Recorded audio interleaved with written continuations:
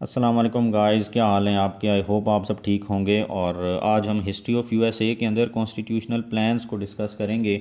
और constitutional plans कौन से हैं, इनका लिंक जो है वो प्रीवियस लेक्चर से है। प्रीवियस लेक्चर के अंदर हमने आर्टिकल्स ऑफ कन्फेडरेशन को देखा था कि वो कैसे फार्मूलेट हुए और उसके बाद उनके अंदर कौन से फ्लॉज थे, क्या क्या फ्लॉज थे, और वो फ्लॉज जो थे वो इम्पेडिमेंट्स बन गए उस कंट्री को रन करने के लिए जो अभी अभी आज़ाद हुआ था।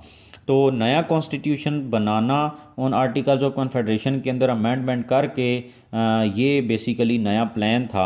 और उस कॉन्स्टिट्यूशन बनाने से पहले बेसिकली एक और कॉन्फ्लिक्ट अराइज हो गया। और वो क्या था कि जब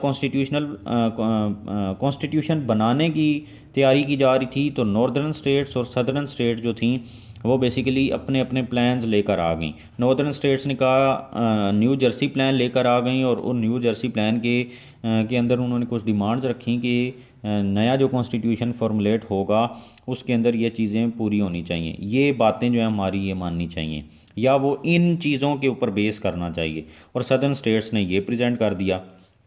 तो बेसिकली ये कॉन्स्टिट्यूशनल प्लान्स हैं जो न्यू जर्सी प्लान और वर्जीनिया प्लान है, और इनको आज हम डिस्कस करेंगे और देखेंगे कौन कौन सी चीज़ें हैं जो इन दोनों की फ़र्क थी आपस में, और फिर किस तरीके से कनेक्टिकट कंप्रोमाइज़ किया गया और इनके दरमियान जो डिफरेंस था उसको ख़त्म करके एक नया कॉन्स्टिट्यूशन जो है वो फार्मूलेट किया गया। अच्छा, let's start the topic. New Jersey plan जो था it was presented by northern states, और नॉर्दर्न स्टेट्स के अंदर विलियम पीटरसन ने ये प्रेजेंट जो है ये प्लान जो है ये प्रेजेंट किया। दूसरी तरफ सदर्न स्टेट्स ने वर्जीनिया प्लान प्रेजेंट किया, और ये प्रेजेंट किसने किया, एडमंड रैंडोल्फ ने। और उसके बाद जो नेक्स्ट चीज़ है दैट इज़ इंडस्ट्रियल स्टेट्स।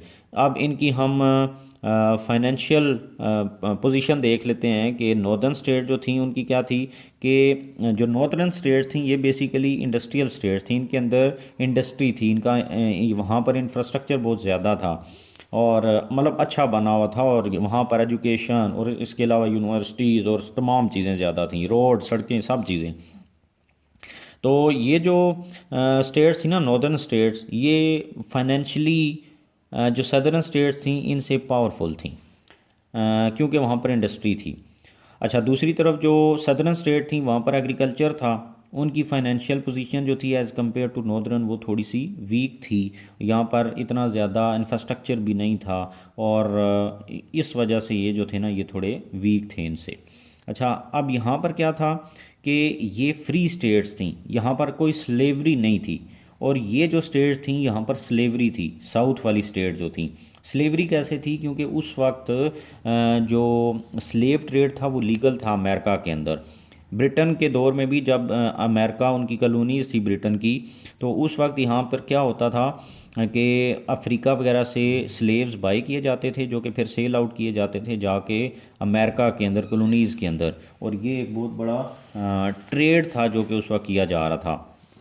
अच्छा, अब हुआ ये कि जब ये आज़ाद हो गए तो साउथ के अंदर क्योंकि एग्रीकल्चर था तो वहाँ पर मैन पावर ज़्यादा चाहिए थी। आपको पता है एग्रीकल्चर फील्ड्स के अंदर जितने ज़्यादा लोग होंगे उतने ज़्यादा एग्रीकल्चर फिर चलेगा। तो यहाँ पर जो नॉर्थ था वहाँ पर क्योंकि इंडस्ट्री थी, नो डाउट कि वहाँ पर भी मैन पावर चाहिए होती है, but as compare to agriculture यहाँ पर जो मैन पावर थी वो कम चाहिए थी, और वहाँ पर जो लोकल नेटिव्स थे वही वहाँ पर काम करते थे और इंडस्ट्री चल रही थी। तो इनके दरमियान एक मसला ये भी था कि ये एंटी स्लेवरी थे और ये प्रो स्लेवरी थे। ये पहला कॉन्फ्लिक्ट आया। ये जो चीज़ें हैं ये डिफरेंस के अंदर नहीं है बल्कि आप इसके इंट्रोडक्शन के अंदर लिख सकते हैं। अच्छा, दूसरी अगली चीज़ जो थी वो ये था कि फेडरलिस्ट थे। ये चाहते थे कि एक सेंट्रल गवर्नमेंट हो और उसका स्ट्रॉन्ग ग्रिट हो, और वो जो है ना वो बेसिकली पूरे मुल्क को कंट्रोल करे।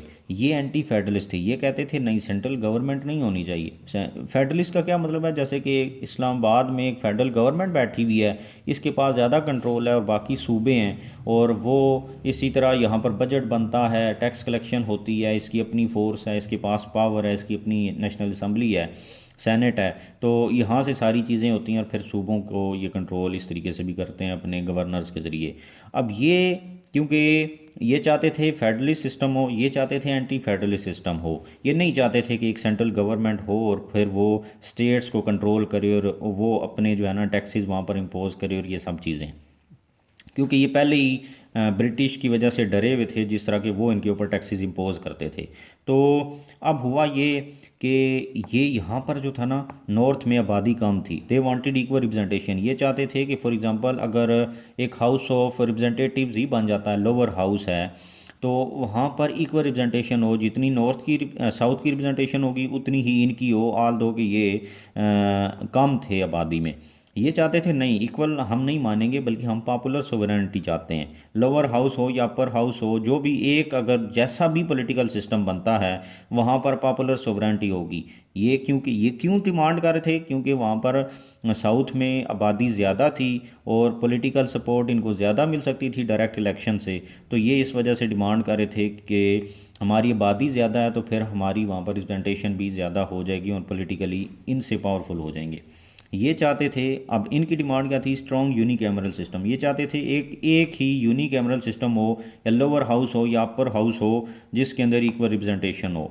ये चाहते थे नहीं, बाई कैमरल सिस्टम हो और पॉपुलर सोवरेनिटी होनी चाहिए, कि लोअर हाउस के अंदर भी पॉपुलर सोवरेनिटी हो, वहाँ पर भी हम ज़्यादा हो जाएंगे, मेजोरिटी में आ जाएंगे, और अपर हाउस के अंदर भी जब पॉपुलर सोवरेनिटी होगी तो वहाँ पर भी मेजोरिटी में हो जाएंगे और पॉलिटिकली स्ट्रॉन्ग हो जाएंगे। उसके बाद ये नहीं चाहते थे कि स्लेव्स को वोटिंग राइट दिया जाए, क्योंकि इनकी तरफ तो स्लेव थे ही नहीं और स्लेव तो सिर्फ यहाँ पर थे। तो इस वजह से ये स्लेव्स को वोट का हक नहीं देना चाहते थे, लेकिन ये डिमांड कर रहे थे वोटिंग राइट फॉर स्लेव, क्योंकि इनके पास स्लेव थे तो वो स्लेव्स की वजह से इनको पॉलिटिकली फ़ायदा हो रहा था। अच्छा, दूसरी तरफ क्या था, प्रोपोर्शनेट बजट। ये चाहते थे कि अगर यहाँ पर आबादी ज़्यादा है तो इनको बजट भी ज़्यादा देना चाहिए, बजट के अंदर इनको अपना हिस्सा ज़्यादा देना चाहिए as compare to northern states. ये चाहते थे नहीं, बेशक आबादी ज़्यादा है तो, लेकिन ये अपनी सारी बातें इस तरीके से कि पॉपुलर सोवरेनिटी भी हो, सिस्टम भी बाई कैमरल हो, वोटिंग राइट भी हो स्लेव के लिए, लेकिन बजट इक्वल होगा, जितना नॉर्थ देगा उतना ही हम देंगे।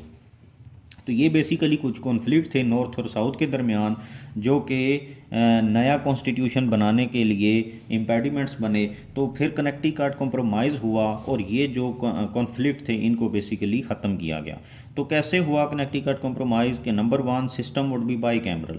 ये डिसाइड हुआ कि एक बाई कैमरल सिस्टम होगा जिसमें लोअर हाउस होगा, हाउस ऑफ रिप्रेजेंटेटिव्स, और अपर हाउस होगा जिसको हम सेनेट बोलेंगे।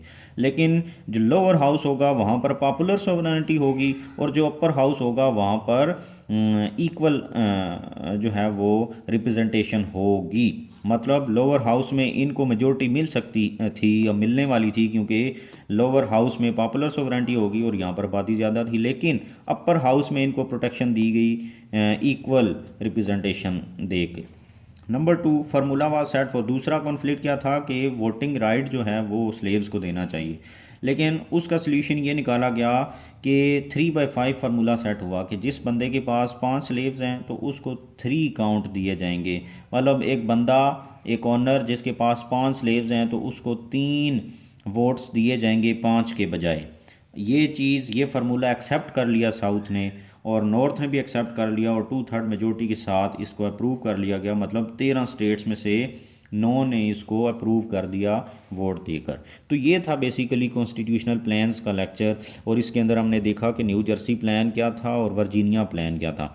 अब अगर ये सवाल आ जाता तो आप इसको हर तरीके से एक्सप्लेन करके अपना क्वेश्चन सॉल्व कर सकते हैं, और आपको एक सीक्वेंस के साथ मैं सारे लेक्चर जो हैं वो दे रहा हूँ, ताकि अब इसके बाद हम क्या पढ़ेंगे, इसके बाद हम पढ़ेंगे कि जो कॉन्स्टिट्यूशन बना इस कॉम्प्रोमाइज़ के बाद, इन कॉन्फ्लिक्ट्स को ख़त्म करने के बाद वो क्या था, और फिर उसके अंदर जो चेक्स एंड बैलेंस रखे गए वो क्या थे।